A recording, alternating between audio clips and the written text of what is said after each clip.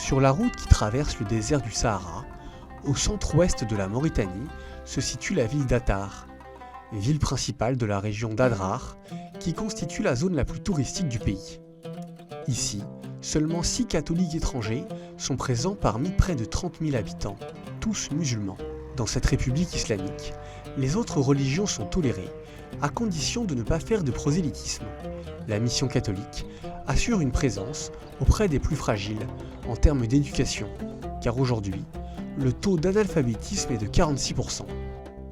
Le père Edmond est sénégalais et est présent à Attar depuis 4 ans. Aujourd'hui, il donne des cours de français. Aujourd'hui, on va voir les adjectifs démonstratifs.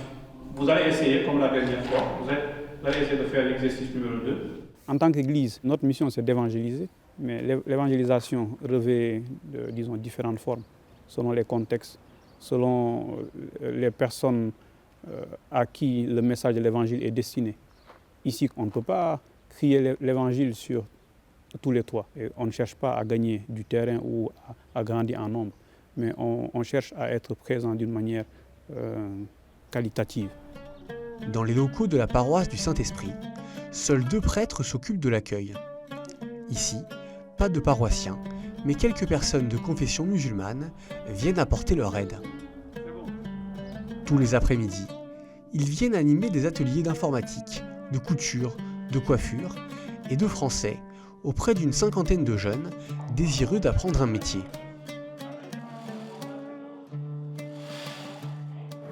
Couture neex na d'une part aussi dañuy ñëw fii pour def couture pour ñu mën a am nu ñu liggéeyee au bon avenir demain inchallah. Kane est musulman. Il est professeur de français au lycée public d'Attar.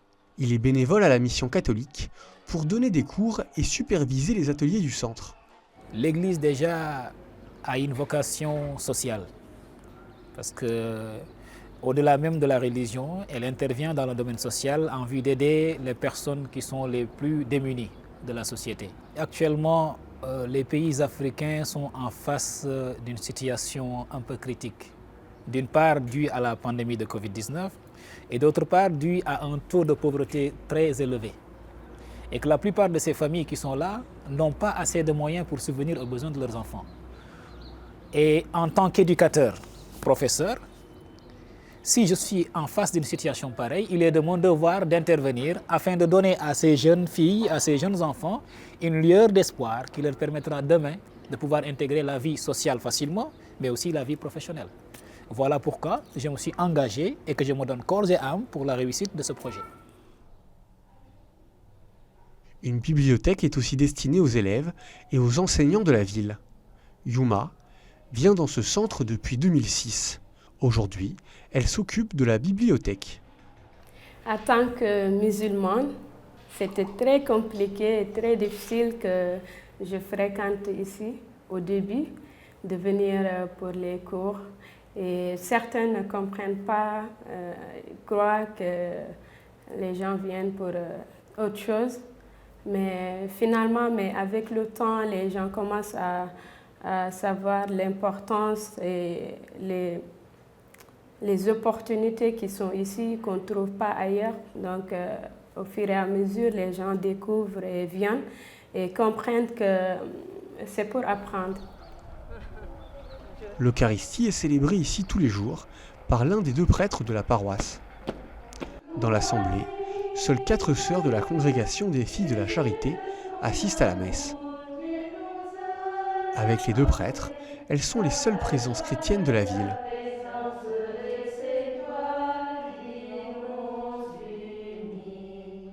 Je prends ça comme un avantage et je dirais même peut-être dans un certain sens une chance de vivre des célébrations eucharistiques ici à Attar.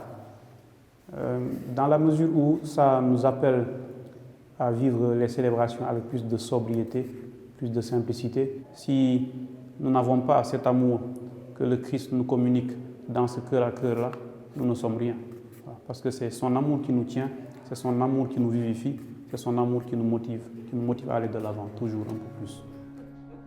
L'Eucharistie est un moment de ressourcement pour les sœurs, pour bien commencer la journée.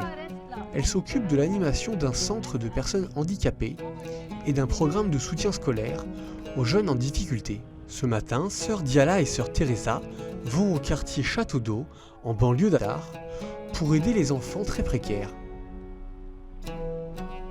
Dans une case de 9 mètres carrés, sans fenêtre ni lumière, une trentaine d'enfants se rassemblent pour la leçon du jour.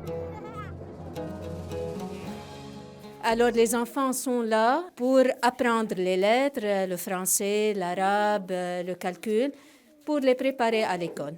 On essaie un peu de travailler avec eux pour les préparer et en même temps leur passer quelques valeurs que nous estimons essentielles. Bonjour les amis, comment ça va?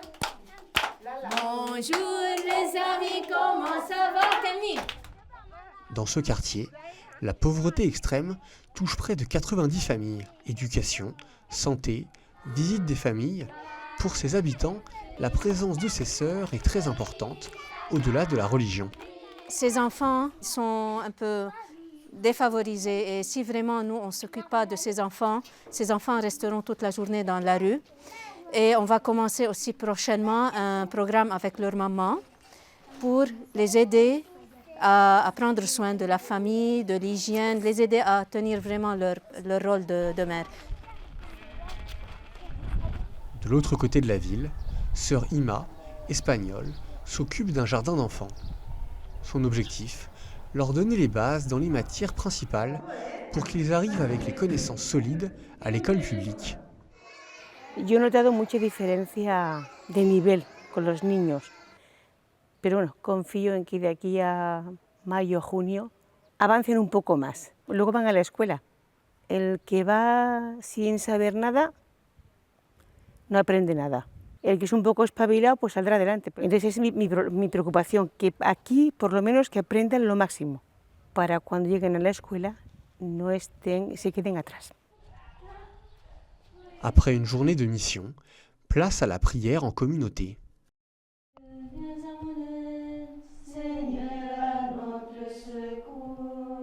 Nous avons la force pour vivre ici, c'est dans la oraison de chaque jour, parce que l'action apostolique de nous, c'est qu'on ressourcer dans la oraison. Et nous sommes appelés et rassemblés en communauté pour servir les pauvres. C'est notre force parce que Dieu est là, mais c'est Dieu qui nous choisit et nous met ici. À Atar, la communauté chrétienne est quasiment inexistante au milieu d'un peuple 100% musulman. Dans la simplicité de leur quotidien, les prêtres et les sœurs témoignent avec discrétion de leur foi à travers leur vie de prière, d'écoute et de solidarité auprès de ceux qu'ils rencontrent chaque jour.